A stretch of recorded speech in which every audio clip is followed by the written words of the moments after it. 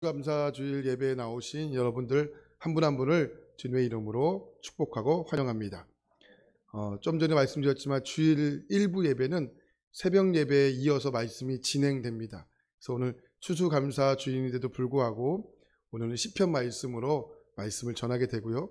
추수감사 주일 말씀을 2부, 3부, 4부 또 오늘 원로 목사님께서 말씀 준비하시는데 그때 오셔서 또 감사의 또 말씀 들으시고 감사를 회복하시고 감사의 여러분 삶이 되기를 진심으로 축복합니다. 시편 150편으로 되어 있는데 우리가 읽는 성경은 150편의 한 권으로 되어 있지만 사실 시편은 전체적으로 5권으로 이루어진 성경입니다. 그래서 시편 42편부터 72편까지를 제 두 번째, 제 2권이라고 이야기하는데 오늘은 2권이 마무리되는 시편입니다. 시편 2편의 주된 저자는 다윗입니다. 그런데 오늘 여러분 성경을 같이 읽어봤지만 시편 72편에 그 제목이 이렇게 되어 있어요. 솔로몬의 시라고 이렇게 되어 있지 않습니까? 근데 여러분 20절 말씀을 보면 또 이렇게 이야기해요. 한번 같이 볼까요? 시작. 이새의 아들 다윗의 기도가 끝나니라. 그러니까 이게 제목과 20절의 말씀이 이렇게 뭔가 매치가 안 되는 것처럼 보이죠. 그러니까 제목은 솔로몬의 시인데 기도는 다윗의 기도였죠. 그러니까 제목과 마무리가 일치하지 않는 것을 보게 됩니다. 그러니까 무슨 이야기일까요? 그러니까 이 72편은 솔로몬의 시지만 솔로몬이 지었던 것보다 그의 아버지였던 다윗이 솔로몬을 생각하면서 기도하면서 72편을 기록했다라는 거죠. 자, 여러분 아버지의 기도라는 글이 있어요. 우리나라 6.25 때 인천 상륙작전에 이끌었던 메가더 장군 있지 않습니까? 그분이 아들을 위해서 드렸던 유명한 기도가 그 아버지의 기도라는 거예요. 그럼 제가 한번 읽어드릴 테니까 한번 부모된 마음으로 한번 잘 좀 한번 들어보시기 바랍니다. 내게 이런 자녀를 주시옵소서. 내게 이런 자녀를 주시옵소서. 약할 때 자기를 돌아볼 줄 아는 여유와 두려울 때 자신을 잃지 않는 대담성을 가지고 정직한 패배에 부끄러워하지 않고 태어나며 승리에 겸손하고 온유한 자녀를 내게 주시옵소서. 생각할 때에 고집하지 말게 하시고 주님을 알고 자신을 아는 것이 지식의 기초임을 아는 자녀를 허락하옵소서. 원하옵나니 그를 평탄하고 안이한 길로 인도하지 마시고 고난과 전투에 직면하며 분투 한거할 줄 알도록 인도하옵소서. 그리하여 폭풍우 속에서 용감히 싸울 줄 알고 패자를 관용할 줄 알도록 가르쳐 주시옵소서. 그의 마음이 깨끗하고 남을 정복하려고 하기 전에 먼저 자신을 다스릴 줄 아는 그런 자녀를 내게 허락하옵소서.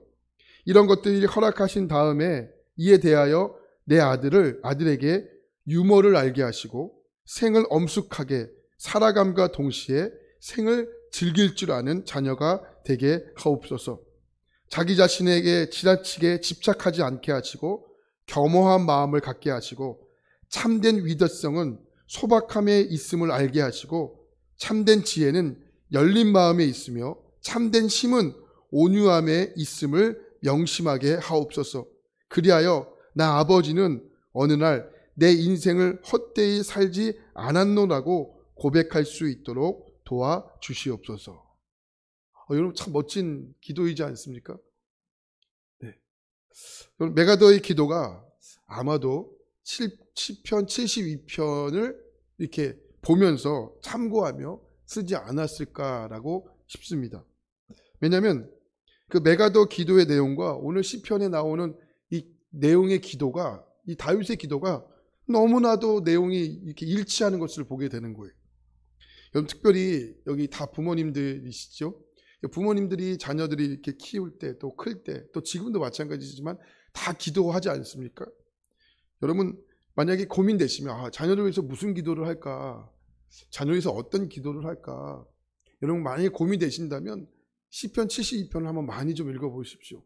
아마 여러분들에게 기도의 제목들, 기도의 내용들을 많이 알려주실 것 같습니다. 대부분 부모님들이 자녀를 위해서 여러분 다 기도하시지만 우리가 다 이런 기도 하지 않습니까? 자녀들에게 어려움을 잘 벗어나게 하시고 또 자녀들이 잘 되기를, 이 기도하는 것은 너무나 올바른 기도고 너무나 옳은 기도고 멋진 기도입니다. 이것이 부모의 마음이지 않겠습니까? 자녀들에게 어려움이 없기를 기도하는 것, 이게 참 부모의 진심 어린 마음이지 않습니까? 아마 저희 부모님도 오늘 시편 72편을 생각하면서 저희 부모님은 저를 위해서 뭘 기도할까 물어보진 않았어요. 그냥 생각을 해봤는데 잘 되기를 바라고 또 어려움이 없기를 바라고 이런 것들을 기도할 것 같다라는 생각을 하게 돼요. 저도 저희 자녀들에게 이렇게 잘 크고 건강하게 크고 또 이렇게 잘 되기를 바라고 좋은 친구 만나기를 바라고, 이런 것들이 다 부모님들의 마음이고 부모님의 기도이지 않겠습니까? 근데 다윗의 기도를 오늘 읽어보면 이게 조금 다른 것을 느낄 수 있어요. 7절 말씀 보면 이렇게 말해요. 그의 날에 의인이 흥황하여 평강의 풍성함이 달이 닿을 때까지 이르리로다, 이렇게 말해요.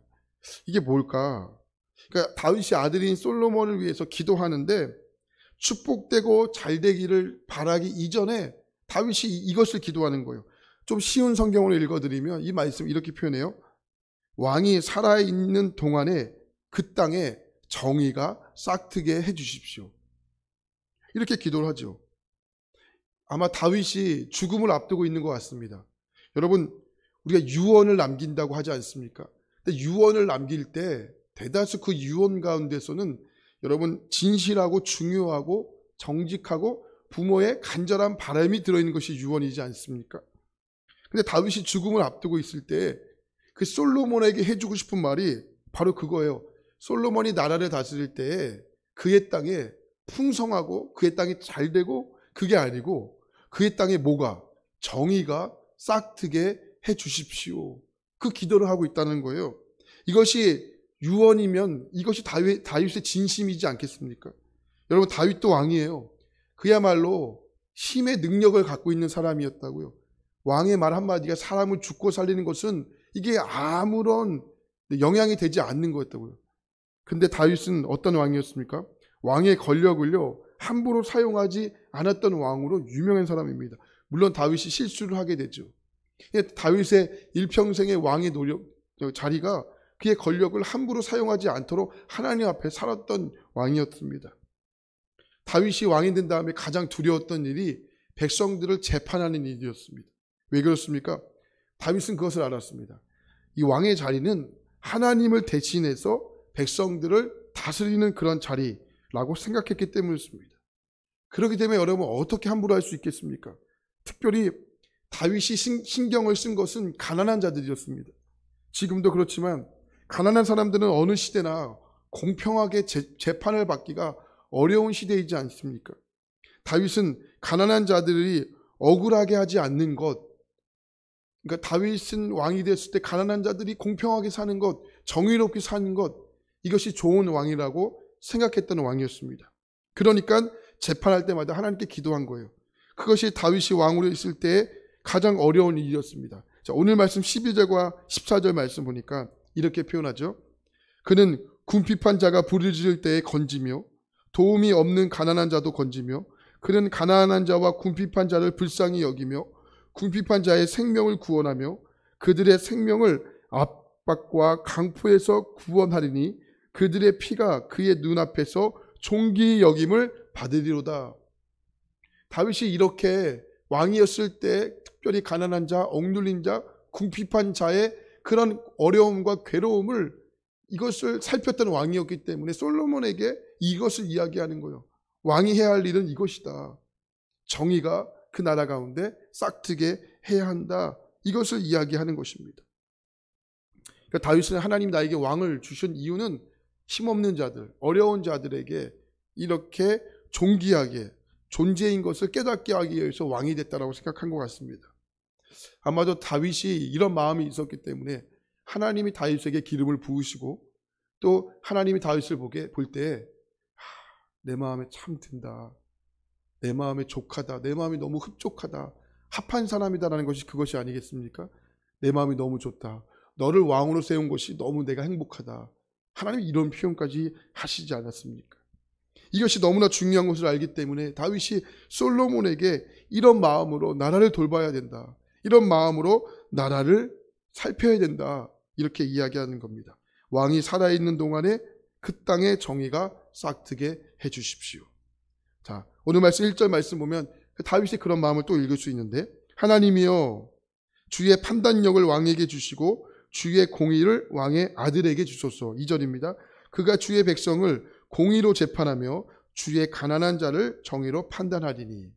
그러니까 다윗은 항상 그의 인생 가운데 중요한 고백이 하나님이었다는 거예요. 오늘 말씀에도 하나님이여 이렇게 고백하죠. 그러니까 그의 나라가 정의롭게 될 수 있는 것이 우리의 인간적인 어떠한 지능과 재능과 지혜가 되는 것이 아니고 하나님이 도우셔야지만 가능하다는 거예요. 할렐루야. 다윗이 긴 시간 동안 지금까지 왕으로 살아오는 동안 깨달은 것은 바로 그것입니다. 왕에게 필요한 것이 뭐냐? 하나님께 고백하는 거예요. 하나님, 정의로움과 포용력을 주십시오. 이 고백을 하는 겁니다. 그러니까 정의로움과 포용력은 왕이 가져야 할 책임이고 왕이 가져야 할 소명의 근본이라는 겁니다. 그런데 왕이 정의롭지 못하고 법이 있는데 자기의 마음대로 한다고 생각해 보십시오. 그리고 고통받는 사람들을 품을 수 있는 가슴이 없다고 생각해 보십시오. 오히려 가슴 가운데 가시가 났다고 생각해 보십시오. 여러분, 품을 수도 없는 거고 품는 사람들에게는 오히려 상처를 주는 것이죠. 자, 3절 말씀 보겠습니다. 의로 말미암아 산들이 백성에게 평강을 주며 작은 산들도 그리 하리로다. 여기 산이라는 단어가 나오고 있죠. 여기서 나오는 산은 설악산, 또 한라산, 백두산을 이야기하는 그런 산이 아닙니다. 여기서의 산은 어떠한 것을 상징하는 단어입니다. 여기서의 산은 나라를 이끌어가는 지도자들을 의미하는 겁니다. 왕이 정의로움과 포용력을 가지고 나라를 다스려야 산들이, 다시 말하면 지도자들이 백성들에게 무엇을 준다는 거예요? 평강을 준다는 거예요. 왕의 정의로움과 포용력을 가지고 나라를 다스려야 그 밑에서 함께 일하는 나라의 그 리더들이, 또 지도자들의 질서가 바로 서지 않겠는가. 지금 그 이야기를 하고 있는 거예요. 우리 이번 한 주 어려운 시간을 보내지 않았습니까? 우리의 마음에 아픈 한 주였습니다. 온통 뉴스 기사거리가 다 이런 얘기예요. 그 이태원의 얘기가 품지 않았습니까?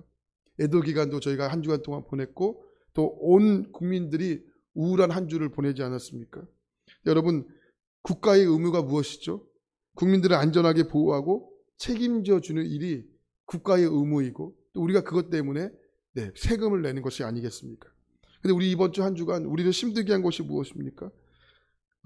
국가들의 지도자들이 책임을 회피하고 책임을 전가하고 진실 공방이 벌어지는 것, 이것이 우리를 마음을 한 주간 더 아프게 했던 것이 아니겠습니까? 이런 의미에서 본다면 오늘 다윗이 솔로몬에게 하는 이 기도는 모든 나라의 지도자들, 모든 나라의 그런 대표들이 함께 이 말씀을 붙잡고 기도해야 할 아주 중요한 기도라고 생각합니다. 그것뿐만 아니라 작게는 우리의 가장들이 여러분 이것을 붙잡고 기도해야 할 것이고요. 또 우리 교회가 이것을 붙잡고 기도해야 할 것이죠. 4절 말씀 보겠습니다. 그가 가난한 백성의 억울함을 풀어주며 또 궁핍한 자의 자손을 구원하며 압제하는 자를 꺾으리로다. 여러분 잘 생각해 보십시오. 사실 4절 말씀은 누가 먼저 한 것입니까? 하나님이 가장 먼저 하신 일이에요. 어떤 일입니까? 애굽에서 고통받고 있는 이스라엘 백성들을 생각해 보십시오. 그들이 하나님을 잊어버려요. 그곳에서 먹고 잘 사니까 하나님을 잃어버린다고요. 몇 년 동안, 정확히 얘기하면 432년 동안. 432년 동안 성경은요, 이스라엘 백성들이 하나님을 찾았다라는 기록이 없습니다. 여러분, 우리가 읽고 있는 창세기에서 출애굽기를 넘어가는 그 종이 한 장이요, 여기에는 400년의 역사가 숨겨져 있습니다. 그 이야기는 뭐냐면 400년 동안 이스라엘 백성들이 한 번도, 단 한 차례도 하나님을 찾지 않았다는 거예요. 먹고 배부르니까. 요셉이 죽고 난 후에 민족과 왕족이 바뀌니까 이제 그들이 살기가 너무 힘드니까 하나님을 찾잖아요. 하나님 너무 힘들어요. 자, 근데 하나님 앞에 표현할 수 없는 표현이지만 하나님 자존심도 없으시지. 430년 동안 왕따를 시킨 이스라엘 백성들이 하나님 힘들어요 이야기하자 하나님 어떻게 하십니까? 그들의 삶의 현장 가운데 개입하시지 않습니까? 하나님이 찾아오시는 거예요. 뭐가 힘들까? 뭐가 힘드냐? 왜 뭐가 힘들어? 하나님 그 땅, 그 삶에 개입해 오시는 거예요. 그리고 모세를 보내시죠. 그리고 그 땅을, 그 백성들을 그 고통받고 압제받고 있는 그 애굽 땅에서 출애굽시킵니다. 애굽에서 탈출시키는 거예요. 그래서 출애굽기잖아요. 애굽에서 탈출시키는 겁니다. 그리고 낮에는 만나와 메추라기를 주님이 먹이시고 구름과 불기둥으로 주님이 그 백성들을 인도하시고. 여러분 저 같으면 할까요? 안 할까요? 여러분 같으면 하시겠습니까? 이게 쉬운 거 아닌데 하나님은 부르자마자 삶의 현장으로 개입하시는 거예요. 그러니까 하나님이 4절 말씀을요, 하나님이 순수적으로 먼저 하나님 하신 거라고요. 가난한 자의 백성의 억울함을 풀어주며 궁핍한 자의 자손을 구원하며 하나님이 하신 일들이라고요. 자, 왕이 이렇게 나라를 통치하게 될 때 3절에 나오는 산들, 또 작은 산들이 자기의 욕망과 욕심을 위해서 여러분 일하겠습니까? 일하지 못하게 되는 것이죠. 이것을 아비였던 다윗이 그의 아들이었던 솔로몬에게 너무나 하고 싶은 말이었습니다. 다윗은 아들인 솔로몬을 위해 기도할 때 그냥 잘 먹고 그냥 잘 살고 그냥 편안하게 살고 이렇게 기도한 것이 아니었다라는 거예요. 미국의 시애틀에 가면 그 유명한 미술관의 벽에 그림이 큰 게 2개가 이렇게 걸려 있다고 해요. 그 제목에 보니까 이렇게 써 있어요. 좋은 정부, 나쁜 정부. 이 그림이 시애틀의 미술관에 크게 이렇게 그려져 있다고 하네요. 좋은 정부의 그림을 보면 왕이 앉아 있고 그 위에 이런 글씨가 써 있대요. 믿음, 소망, 사랑. 이 글씨가 써 있대. 그리고 왕 옆에 산들, 지금 성경을 말하면 산들, 함께 일하는 사람들이 옆에 쭉 써 있는데 그 인물들의 이름을 보니까 정의, 용기, 절제, 지혜, 관대, 평화, 이러한 그림들이 그 옆에 사람들이 쭉 서 있다고 합니다. 그러니까 왕 옆에 있어야 할 것들이 이런 것들이 아닐까, 이런 마음으로 그림을 그려놓은 거죠. 정말 멋진 그림이지 않습니까? 그리고 그 벽면에 그러니까 왕이 서 있고 그 옆에 사람들이 서 있고 그 앞쪽에 그 도시가 이렇게 탁 펼쳐져 있는데 그 그림이 매우 풍요롭고 풍성해 보입니다. 도시 안에 사람들이 활발하게 교역하고 노동자들은 열심히 일을 하고 악기 연주자들은 거리에서 악기 연주를 하고, 예. 여러분 참 평안해 보이지 않습니까? 화목해 보이는 그림이지 않습니까? 그게 좋은 정부라는 그림이 그렇게 그려져 있는 거예요. 그 반대쪽에는 나쁜 정부라는 그림이 그려져 있는데 그 나쁜 정부에 사람이 왕이 서 있는데 뿔이 이렇게 나 있어요. 그리고 불 위에 이렇게 써 있습니다. 3글자로 교만, 허영, 인색함. 그리고 옆에 쭉 6사람이 서 있는데 잔인함, 기만, 사기, 분노, 배반, 전쟁. 근데 그 그림에 사는 백성들의 그림도 그려져 있는데 백성들의 그림이 온통 화가 나 있어요. 서로 싸우고 또 서로 싸우고 또 서로 싸우고, 이런 그림이 좋은 정부 반대편에 나쁜 정부라는 그림에 딱 그려져 있는 거예요. 여러분 우리가 시편 72편을 통해서 다윗의 말년의 유언을 남기면서 그의 아들이었던 솔로몬에게 주고 싶었던 메시지가 바로 이 그림 아니겠습니까? 이 그림으로 주고 싶은 것이 아니겠습니까? 아들이었던 솔로몬에게 진짜 하고 싶었던 이야기가 무엇일까요? 왕의 통치가 하나님으로부터 위임받은 통치라는 것을 알라는 거예요. 하나님의 뜻이 이루어지는 세상, 이것이 다윗이 아들이었던 솔로몬에게 마지막으로 전해주고 싶었던 이야기이지 않습니까? 우리가 지금 수험생 기도회를 진행하고 있습니다. 저녁마다 수험생 기도회를 하고 있는데 꼭 아이들에서 그렇게 기도합니다. 너희들이 가려는 학교가 관악산 밑에 있는 학교가 가장 좋은 학교가 아니고 신촌역 앞에 있는 학교가 가장 좋은 학교가 아니고 너희들이 가는 학교가 가장 좋은 학교다. 학교 덕 보려고 하지 말고 학교가 너의 덕을 보도록 열심히 준비해야 된다. 크리스천들이 이 땅을 변화시키는 것들, 정말 곳곳에 들어가 정말 기독 청년들이 이 시대를 변하는 것들, 그래야 정의로움과 아름다운 예수의 계절들이 꽃피는 것들, 그것이 우리가 해야 할 일이 아니겠습니까? 우리가 기도해야 할 일이 아니겠습니까? 하나님의 귀한 여러분, 우리는 하나님의 통치와 하나님의 다스림을 받을 줄 아는 자들이 되어야 합니다. 그리고 우리의 자녀들이, 우리의 다음 세대들이 하나님의 통치와 하나님의 다스림을 받을 줄 알아야 이 땅이 정말로 아름다운 나라가 되지 않겠습니까? 먼저 우리가 그 멋진 모습들을 우리의 기존 여러분들이 보여주셔야 합니다. 하나님의 통치가 여러분을 통하여 흘러갈 수 있도록, 하나님의 다스림이 여러분을 통하여 다스릴 수 있도록, 무슨 일이 생길 때마다 기도하는 것, 무슨 일이 생길 때마다 부모 찾는 것이 아니고 무슨 일이 생길 때마다 하나님 앞에 하나님께 찾는 것, 여러분 그것은 우리가 먼저 보여줘야 되고 우리가 먼저 그 장면을 보여줘야 답습되는 것입니다. 다윗은 솔로몬에게 이것을 알려주고 싶은 거였습니다. 그러나 여러분 아시지 않습니까? 솔로몬의 말년의 인생이 여러분 아시지 않습니까? 기도해도 부모님의 간절한 유언이 있어도 여러분 그만큼 어려운 것들이 하나님 말씀대로 사는 것인데, 그것을 위해서 우리가 노력하고 그것을 위해서 우리가 함께 기도하지 않으면 우리가 어떻게 되겠습니까? 여러분, 그래서 오늘 말씀의 제목이 말씀에서 벗어나지 않게 하소서. 여러분, 말씀에서 벗어나지 않기를 축복합니다. 말씀에서 벗어나지 않는 자녀들이 되기를 진심으로 축복합니다. 이거 없으면 아무것도 아닙니다. 이거 없으면 아무것도 되는 것이 아닙니다. 시편 1편에서 복 있는 사람이 어떤 사람이라고 설명합니까? 주님은 명백하고 정확하게 뚜렷하게 이야기합니다. 말씀에서 벗어나지 않는 삶입니다. 이것이 복 있는 삶입니다. 여러분, 이것이 복 있는 삶입니다. 시편 72편에서 다윗이 솔로몬에게, 아니 어쩌면 우리 모두에게 주고 싶은 말인 것입니다. 특별히 가장 되신 여러분, 우리 자녀들에게 이 멋진 모습들을, 또 멋진 이야기들을 많이 남겨줄 수 있기를 축복합니다. 한 주간 하나님의 통치 가운데 사시는 우리 모두가 되길 바랍니다. 한 주간 하나님의 다스림 가운데 사시는 여러분의 가정이 되길 축복합니다. 한 주간 하나님의 인도하심을 받는 우리의 모든 자녀들이 되기를 진심으로 축복합니다. 그리고 말씀에서 벗어나지 않게 되기를 축복합니다. 한 주간 이런 은혜가 여러분의 인생 가운데 끊이지 않기를, 또 주님과 동행하는 은혜가 넘쳐나게 되기를 특별히 추수감사주입니다. 감사할 수 없는 시대에 살아가지만 하나님은 우리에게 명령하십니다. 감사절을 지키라고. 오늘만큼은 감사하기 어려운 마음으로 살아가지만 감사가 여러분 인생 가운데 끊이지 않도록, 그리고 우리 한 주간 1년 동안 붙잡지 않았습니까? 모든 것이 하나님의 은혜입니다.